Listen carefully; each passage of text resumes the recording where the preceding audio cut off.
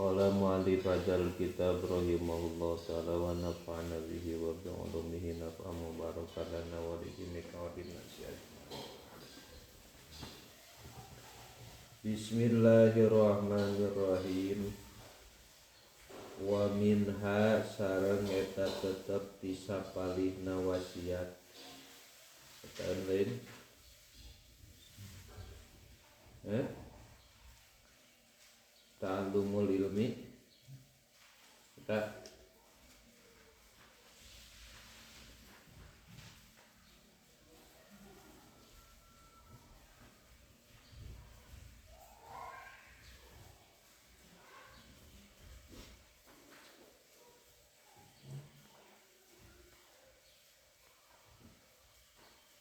benar ditanya.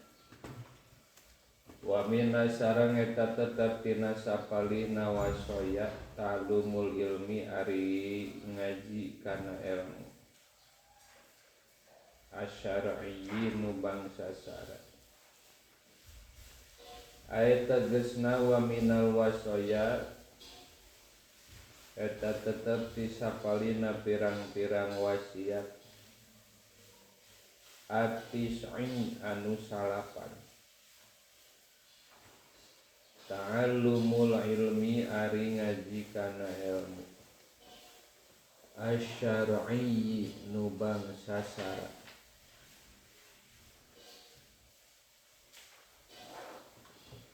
Wa huwa sareng ari ieu ilmu eta al-ulumus salasa. Eta al-ulumu pirang-pirang ilmu asala satu anu tilu alati anu saya serihu nu bakal ngajelaskeun musonif biha kana ieu lati. Waya sareng ieu lati al ilmu eta ilmu yusohihu alladzi anu yusohihu nu ngesahkeun ieu ilmu al ibadata kana ibadah wal ilmu sareng ilmu alladzi anu yusohihu anu ngesahkeun ieu ladzi al aqidata kana aqidah wal ilmu sareng ilmu alladzi anu yasluhu nu ngabereskeun ieu ladzi al qalba kana hate. Wasiat nu salajengna sabada obat kamari teh zuhud aya deui sabada qanaah.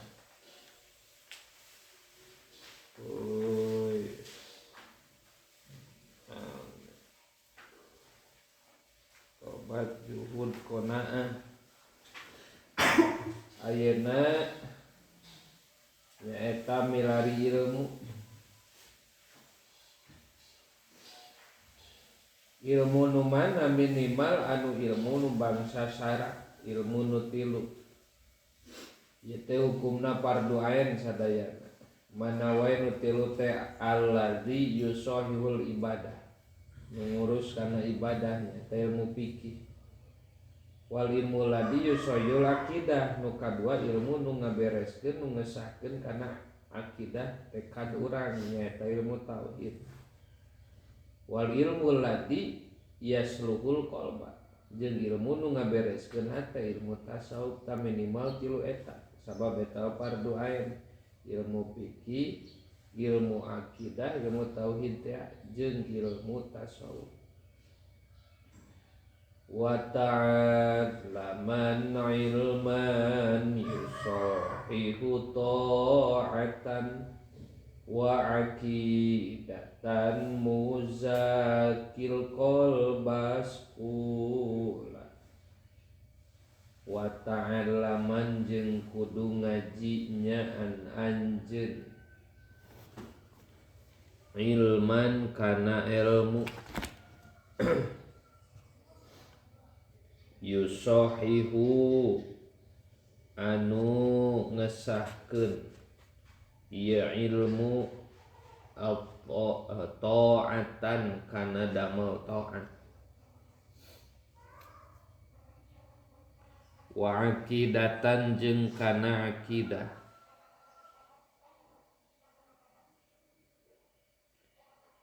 wa muzaki jeung anu ngabersihkeun al qalba kana manah uskula kudu ngabersihkeun anjeun uskula kudu ngabersihkeun anjeun wa ta'allaman jeung kudu ngajinyaan anjeun ilman kana ilmu yusoyu nu ngesahkeun ieu ilmu ta'atan kana damel ta'at wa aqidatan jeung aqidah wa muzaki jeung ngabersihkeun ieu ilmu al qalba kana hate uskula kudu ngabersihkeun anjeun awas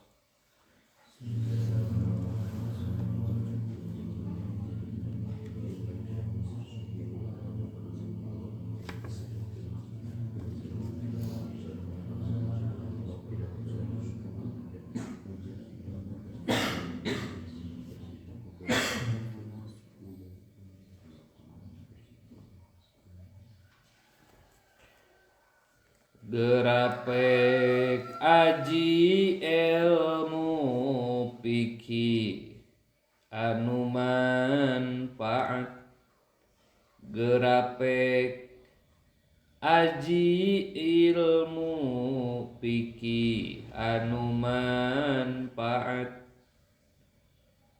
ilmu akidah tilu tasawuf anu pertela ilmu akidah tilu tasawuf anu pertela wa ta'allaman ilman yusahihu ta'atan wa aqidatan wa muzakiyil qalbas kula gerapek aji ilmu fikih anu manfaat ilmu akidah tilu tasawuf anu pertela yani ngamaksud musannif yajibu wajib alaika ka anjeun ayyuhas saliki hei jalma anu ngambah nu berjalan arrogibu anu resep pima dina perkara yusilu nu nganepikeun ieu ma ka anjeun ila ridallahi kana ridona Allah wa rasulihi sareng rasulna Allah naon wajib teh naon an tata'allama yen ngaji anjeun ilman kana ilmu yusahihu nu ngabereskeun ieu ilmu ta'ataka kana ta'at anjeun wa ibadataka jeung kana ibadah anjeun min wudu'in nyatana tina wudu wa sholatin jeung sholat wa saumin jeung puasa wa zakatin jeung zakat wa hajin jeung munggah haji wa muamalatin jeung muamalah ala wibki syariati kana ngakuranana syariat al mutahharati anu disucikeun idil amalu lantaran ari padamelan min ghairi ilmin kalawan teu make ilmu batilun eta nu batil idil amalu lantaran ari padamelan min ghairi ilmin bari teu make ilmu batilun eta batil. Qala nyariosa Ibnu Ruslan Imam Ibnu Ruslan fi Zubadihi dina kitab Zubadna Imam Ibnu Ruslan wa kullu man bi ghairi ilmin ya'malu amaluhu mardudatun la tuqbalu. Wa kullu man jeung ari setiap jalma bi ghairi ilmin kalawan teu make ilmu ya'malu eta migawe ieu man amaluhu ari pirang-pirang amalna ieu man mardudatun eta nu ditolak la tuqbalu teu ditampa ieu amal. Wayajibu sareng wajib alaika kanjeun aidon deui naon anta ta'allama yen ngaji anjeun ilman kana ilmu yusohihu nu ngabereskeun ieu ilmu i'tiqadaka kana tekad anjeun biayakuna ku yen bukti ieu ilmu ala wibkima netepan kana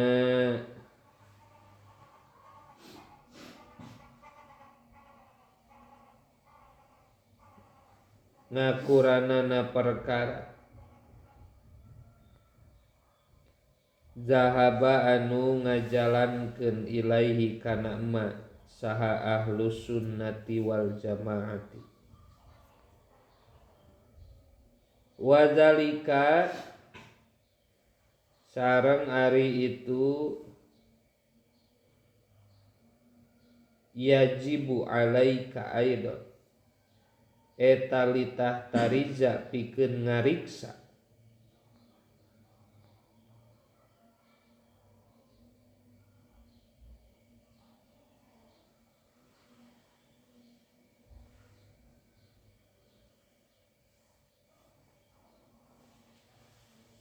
naon bihi ieu ilmu anil i'tiqadati tina pirang-pirang patekadan alfasidati anu ruksak ka'tiqadil mu'tazilati saperti patekatan kaum mu'tazilah wal jabariyati jeung kaum jabariyah wal mujasimati jeung kaum mujasimah. Wayajibu sareng wajib alaika ka anjeun aidon deui naon anta ta'allama yen ngaji anjeun ilman kana ilmu yuzakti nu ngabersihkeun ilmu alqalba kana hati wa yutahiru jeung nyucikeun ieu ilmu kana qalbun minal akhlaqid damimati tina pirang-pirang akhlak anu cacad kal kibri saperti keunda kabur waria jeung ria wal hasadi jeung hasud wal harsi jeung kadedemes wa ghairiha jeung lian nu kabeh min amradil qalbi tina pirang-pirang panyakit hati. Jadi 3 minimal nu wajib diaji. Hiji tentang ilmu fikih nu ngurus ibadah, wudu, salat, saum, zakat, haji jeung termasuk muamalah urang, transaksi urang, jual beli jeung naon wae.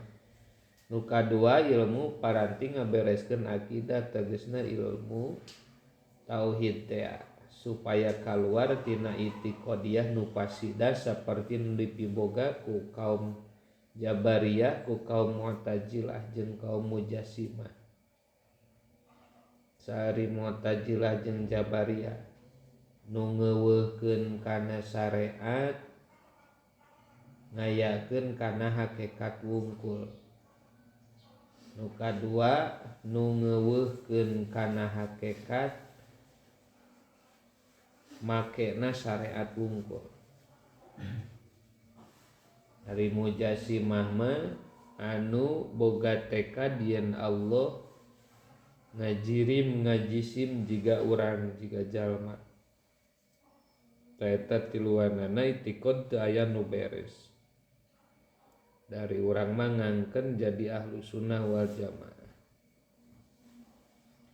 Hadis salah satu fardu ainin fa'rifan wa'mal biha tahsul najatun wa'tala. Hadis salah satu ari ieu nu tilu. Fardu ainin eta hukumna fardu ain. Fa'rifan mangka kudu nyaho nyaan anjeun. Fa'rifan mangka kudu nyaho nyaan anjeun wa amal jeung kudu migawe anjeun. Biha kana ieu salasa. Tahsulu tah bakal hasil anjeun. Tahsulu tah bakal hasil naon? Najatun kasalametan. Wa'tala jeung darajat nu luhur. Hadis salah suariyatu tilu fardu ainin eta fardu ain. Paripan mangka kudu nyahonyaan anjeun wa amal jeung kudu migawe anjeun biha kana salasa. Tasulu ta bakal hasil naon najatun kasalametan wa'tala jeung darajat anu luhur. Baca.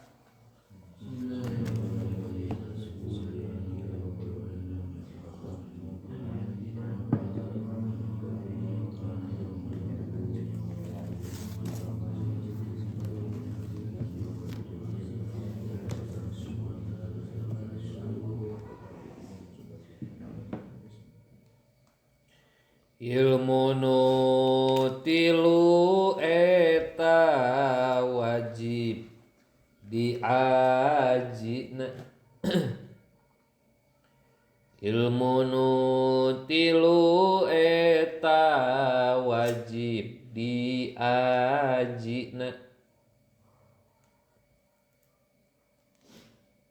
Fardu ain kasaban muslim anu jugala. Fardu ain kasaban muslim anu jugala. Ilmu nu tilu eta wajib diajina. Fardu ain kasaban muslim anu jugala. Di mana eta keneh ngarti buru-buru pek amalkeun. Di mana ngarti buru-buru pek amalkeun. Tangtu hasil salamet dunya akhirat lillah. Tangtu hasil salamet dunya akhirat lillah.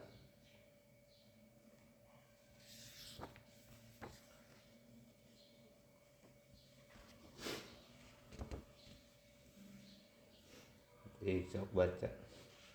Hadis salah satu fardu ainin fa'rifan wa man biha tasul najatun wa ta'ala. Ilmu nutilu eta wajib diajina.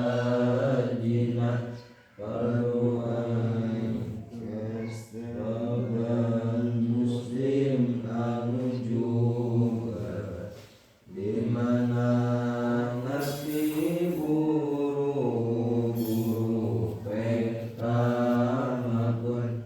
Fardu hasil salamet dunya akhirat. Yani ngamaksud musonib anna hadhil uluma. Sanyana ieu pirang-pirang ilmu asalasata anu tilu. Ayil ilma tegesna ilmu yusohihu nu ngabereskeun ieu lazi al ibadata kana ibadah. Fikih berarti wal ilma sareng ilmu allazi anu yusohihu nu ngabereskeun ieu ilmu al i'tiqada kana patekadan tauhid berarti. Wal ilma sareng ilmu allazi anu yuzaki nu ngabersihkeun ieu lazi al qalba kana hate tasawuf. Fardu ainin eta fardu ain. Fa'rifan mangka kudu nyaho nyaan anjeun ha kana ieu ulumus salasah.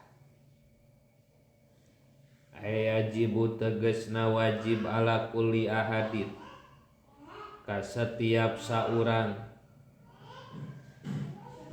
ala kulli ahadin ka setiap sahiji ta'lamu ngaji anjeun kana ieu kullu wahid wala yasa'u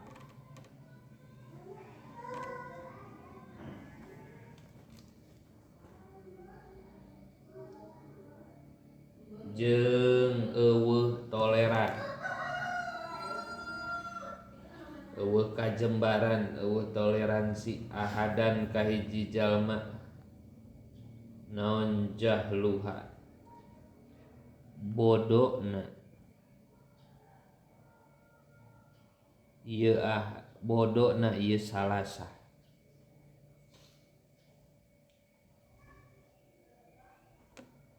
Wadihi sareng ari ieu ya tegesna salasah al ulumus syar'iyatu eta pirang-pirang ilmu nu bangsa syara an-nafi'atu anu manfaat.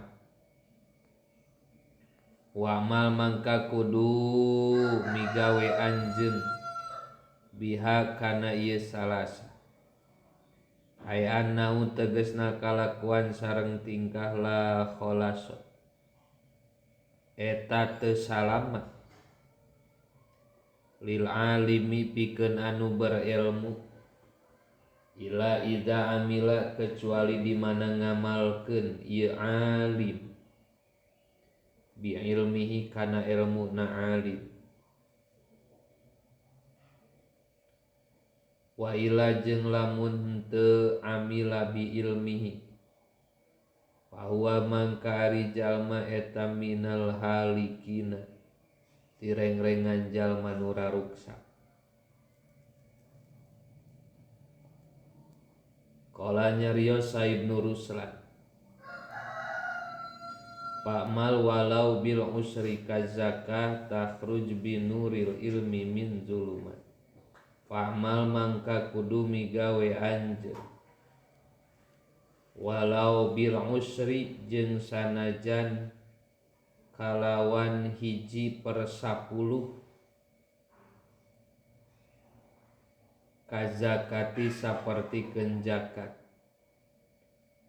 Takhruju kaluar ieu zakat binuril ilmi ku sabab cahaya ilmu. Wa takhruju ngaluarkeun ieu zakat binuril ilmi kana cahaya ilmu min zulumatin tina pirang-pirang popoek. Fahalimun mangka ari nu berilmu bi ilmihi kana ilmu na alim lam ya'malan teu ngamalkeun nyaan ieu alim mu'adzabun eta bakal disiksa min qabli abidin ti samemeh tukang ibadah alwasana kana patung kana pateko.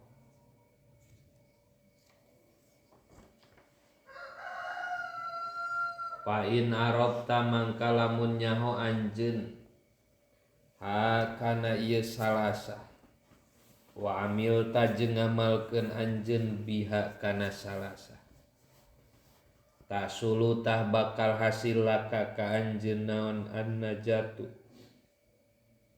pirang-pirang naon an-najatu kasalametan pidaril akhirati di lembur akhirat wal uluwu sareng darajat luhur di dunya wa fil akhirati jeung di akhirat. Qala Allah Ta'ala yarfa'illahu alladzina amanu minkum walladzina utul ilma darajat.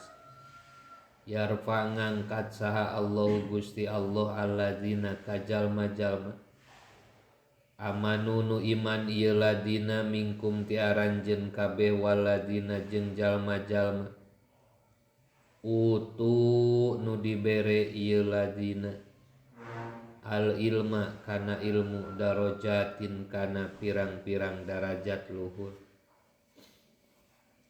Qala nyariosal mufassiruna pirang-pirang ahli tafsir yani ngamaksad Allah yarfa'u bakal ngangkat sa Allah Gusti Allah alladzina kajalma-jalma amanunu ariman ieu ladina minkum ti aranjeun kabeh darajatan kana darajat wahidatan anu sahiji waladina jeung kajalma-jalma utu nu dibere ieu ladina al ilma kana ilmu darajatin kana pirang-pirang darajat kasirotan anu seueur. Iman mah diangkat sadarajat, boga ilmu mah darajatna loba diangkat. Qala sanyarios Ibnu Abbas radhiyallahu anhuma yarfa'u ngangkat sallallahu Allah al ulama ka pirang-pirang ulama yaumal kiamati dina dintenan kiamah ala sairil mu'minina ngelehkeun sasesana anu ariman bisa ba'i mi'ati darajatin kalawan 700 derajat subhanallah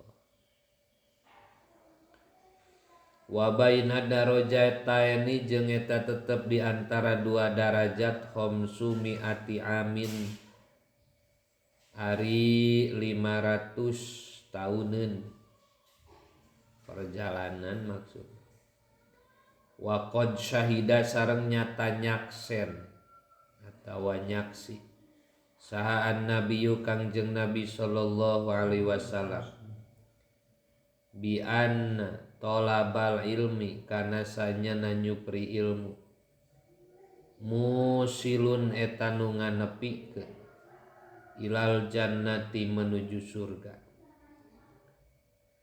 wa annal malaikata jeung sanyana para malaikat al kirama nu marulia tu'azimu eta ngagungkeun ieu malaikat talibal ilmi kanu nyupri ilmu ikroman karena ngamuliakeun lil ilmi kana ilmuna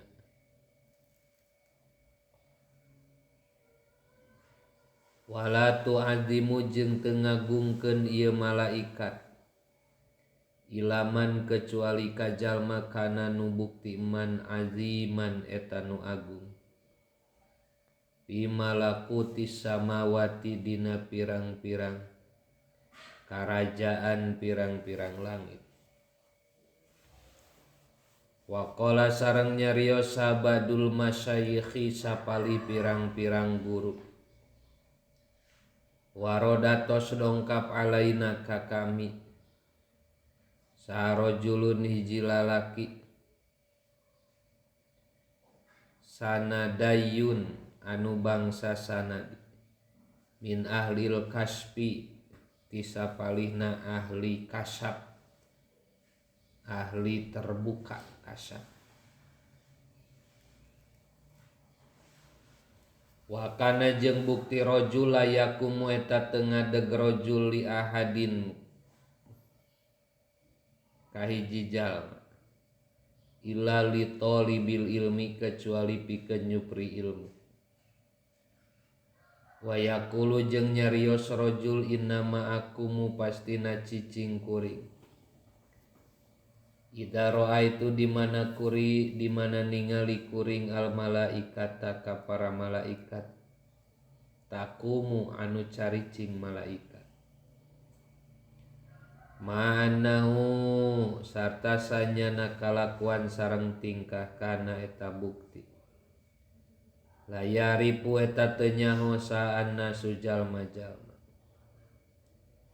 Wa syahida jeung nyaksi nabi aidon deui bi annal alima kana sanyana nu berilmu yastagbiru eta nyuhunkeun hapunten lahu pikeun alim. Naon ma perkara eusina makhluk bisa mawati nu tetep di pirang-pirang langit wama jeung makhluk fil ardi nu tetep di bumi.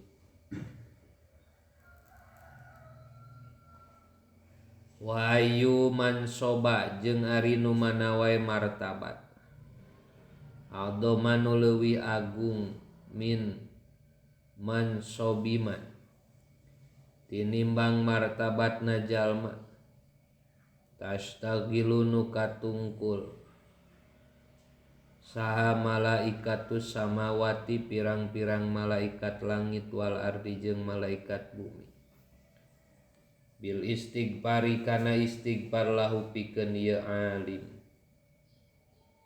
tawaman bahwa mangkari man masgulun eta nu katungkul bima ku perkara huwa ari itu man pihi eta tetep dina emak. Wahum jeung ari para malaikat masguluna eta anu katungkul kabeh biduai kana ngaduakeun lahu ka ieu man. Wabil jumlati jeung kalawan sajumlahan pama mangkari perkara. Waroda nu dongkap ieu ma fi fadlil ilmi dina kaunggulan ilmu. Wal ulama jeung para ulama. Syai'un eta hiji perkara kasirun anu seueur. Wasayad guru jeung bakal nyarioskeun saha annadimu anu nganadog. Ba'da fadhailihima kana sapalih kaunggulan ieu ulama